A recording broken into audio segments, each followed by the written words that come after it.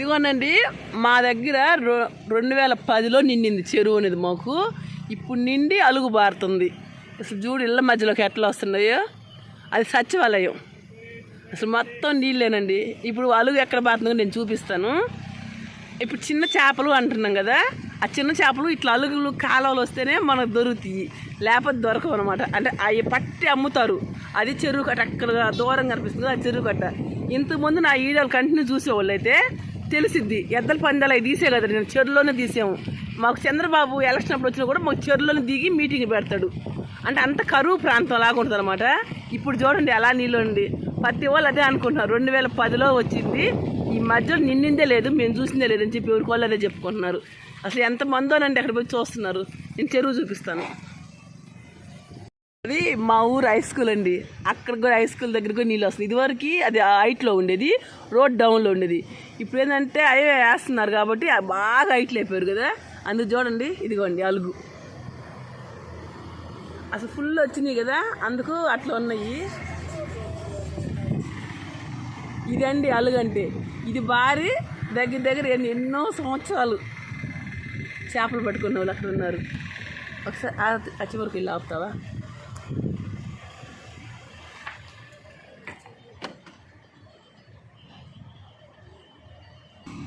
నేను ప్రతి వీడియోలు చదువుతున్నాను కదా, మేము చిన్నప్పుడు నిండి ఇటు ప్రతి సంవత్సరం అలుగులాగా బారేది.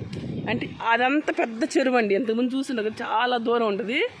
అదంతా ఇదంతా నిండి ఇక్కడ ఫుల్ అయితేనే ఇక్కడ నీళ్ళు బారుతున్నాయి. చూసారా? మేము చిన్నప్పుడు అయితే ప్రతి సంవత్సరం నిండిండేది. ఈ మధ్య కాలంలో అస్సలు లేదు.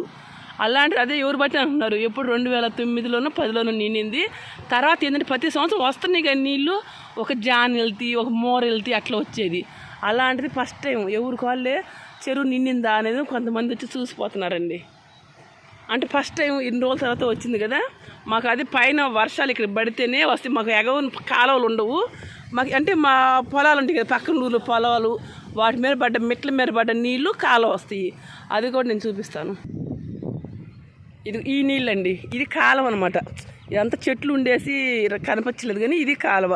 పక్క పొలాలు కూడా పడ్డా, మా పొలాలన్నీ ఇంతకుముందు మాది మినుము చూపించే కదా, జామలు వేసినాయి. అక్కడ పడ్డ వర్షాలు, ఇంకా కొంచెం పైకి పడ్డ వర్షాలని ఈ కాలువ అంటే స్లోగా వస్తుంది. కనిపిస్తుందా? ఇప్పుడు పైన ఏంటంటే కొంతమంది దోంతాలు కట్టి చేపలు పడుతున్నారు. ఇది మాకు వచ్చే కాలువ. మా పైనుంచి ఎక్కడి నుంచి నీళ్ళు రావు. మా పొలాలు కూడా ఇది దగ్గరలోనండి. అసలు మాకే ఎంత ఆశ్చర్యంగా అనిపిస్తుందో ఇది చూస్తుంటే, ఎన్నో సంవత్సరాల తర్వాత చూస్తున్నాము అని. ఇది బెంగళూరు హైవే అండి.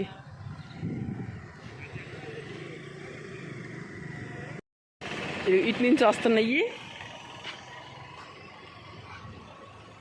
ఇటు నుంచి వస్తున్నాయి, ఇటు పోతున్నాయి. పక్కనే గుడి. అంటే ఇంతగానో నీళ్ళు అటు ఇదే ఫస్ట్ టైం అన్నట్టని. ఇదిగోనండి చిన్న చేపలకి ఇప్పుడు దోంతారులాగా వాళ్ళిద్దరూ ఈ నీళ్ళకి గడుతున్నారు అడ్డం. ఈ చెరువు పోయే నీళ్ళు కదా, దీంట్లో చిన్న చిన్నవి వస్తాయి అన్నమాట. ఆ చేపలు మనం తెచ్చినవి వండుకుని ఇక్కడ పట్టినవి. ఆ నీళ్ళలో దగ్గర ఎలా పోతున్నారో చిన్న చిన్నగా జాగ్రత్త దాగి. ఎవరన్నా పడుతుంటే ఫోటోవే కానీ మనం ఎప్పుడు ఇంత దగ్గరికి చూడలేదండి. చేస్తున్నారు అట్లా, లేక పడుతున్నారా?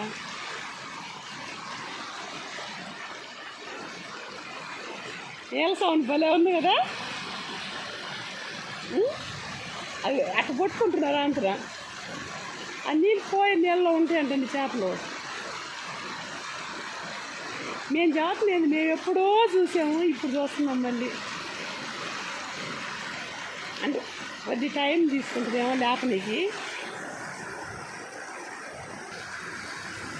ఇంకా ఒక 10 నిమిషాలు టైం పడుతుంటే మ్యాక్సిమం అట్లా వేసి ఒక పావు గంటనే పట్టుకుంటేనే కొన్ని వస్తాయి అంటండి.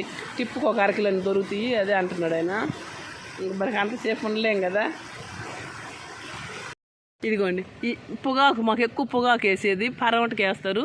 పొగాకు అంతా తీసుకొచ్చి ఇక్కడ కాలుస్తారు. చాలా బ్యానీలు అడుగు కూడా ఉన్నాయి. ఎప్పుడు మేము చిన్నపిల్లలు ఎప్పుడో కట్టినాయండి, అందుకే పాతగా ఉన్నాయి కదా. ఇప్పుడు అంతా కొత్తగా కట్టుకుంటున్నారు మళ్ళీ. కొంచెం ముందుకు మళ్ళీ చాలా అసలు ఇప్పుడు కొంతమంది తెలియదు.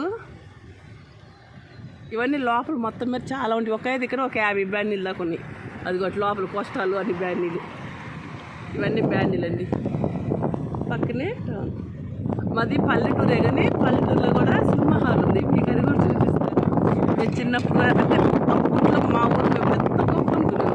పక్క పల్లెటూరులో సినిమా హాల్. ఇది సినిమా హాల్.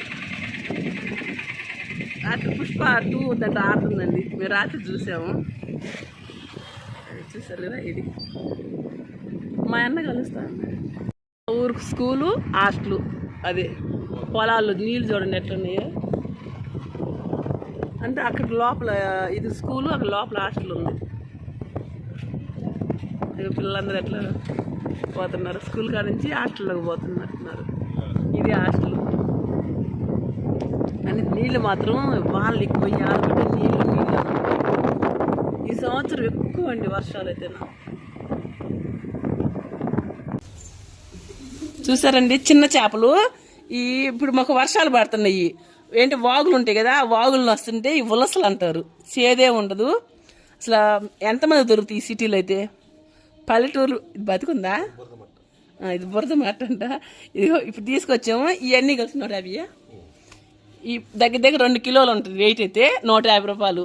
మీరు ఎప్పుడన్నా తిన్నారా, చూసారా ఇలా ఎప్పుడన్నా? మేము ఇప్పుడు ఇది కడుక్కుంటున్నాము. చాలా ఈజీ అమ్మా. తలకాయలు తీము చాలా.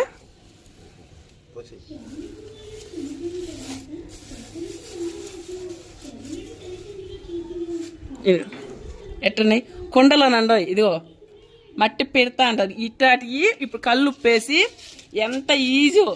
నేనైతే వంట చేసే మొత్తం చూపించలేదు. ఇంతేనా, మీ తలకాయలు తీయకుండా ఇట్లా తిప్పుకోవాలి. ఈ కుండ అనేది బరకు ఉంటుంది కదా, ఆ బరకి దీనికి ఉండే జోమ్ అనేది మొత్తం పోద్ది అనమాట. జోము నచ్చిగా వచ్చి అసలు ఉప్పు వేసాం కదా, ఇదిగో తెలిసిద్ది. ఇది మా బతికుందో ఇది బాలెంతలకు పెడితే, చిన్న పెట్టి తల్లి ఉంటుంది కదా బాలెంత అంటాం కదా, వాళ్ళకి కానీ ఇది వండి పెట్టామంటే పాలు మాత్రం భలే బాగా వస్తాయండి. అంటే మన పిల్లలకు పాలు కావాలని చెప్పి కొంతమంది ట్యాబ్లెట్లు కూడా మింగుతారు. ఇలాంటి పని కొట్టుకొని పెడతారండి ఈ టైంలో. ఈ కూరగాయలు వండి పెట్టామంటే పిల్లలకు పాలు అనేవి బాగా సరిపోతాయి అని మా అక్కడ పల్లెటూరులో అనుకుంటారు, నమ్ముతారు. మీకు తెలుసో లేదో కానీ నేను ఒకసారి బాగా రుద్ది నాకు చూపిస్తాను. నాకు చెయ్యి బాగా తిరగలేదని చెప్పి మా అన్నయ్య కడిగిస్తాను. నీకు గట్టిగా తిప్పలేకపోతున్నావు, గట్టిగా రుద్దితే సరిపోద్ది, నువ్వు తిప్పుతున్నావు అని తిప్పుతానండి. ఎవరన్నా కానీ నవ్వద్దు. మా కాడ చేత కాకపోతే ఎవరో ఒక చేసిస్తారు కూడా. సెట్ ఉన్నాయి చూడండి. దీన్ని చింతాకు పొడి ఉంటుంది కదా, చింతాకు పౌడర్ అంటాం. అదే కొద్దిగా చింతపండు పులుసు వేసి నీళ్ళు వేయకుండా వండుకోవాలి. అడుగు వండుకునేటట్టు వండుకుంటే 5 రోజులు ఉన్నా కూడా బయట ఫ్రిడ్జ్లో పెట్టద్దు, బయట ఉన్నా కూడా బాగుంటుంది.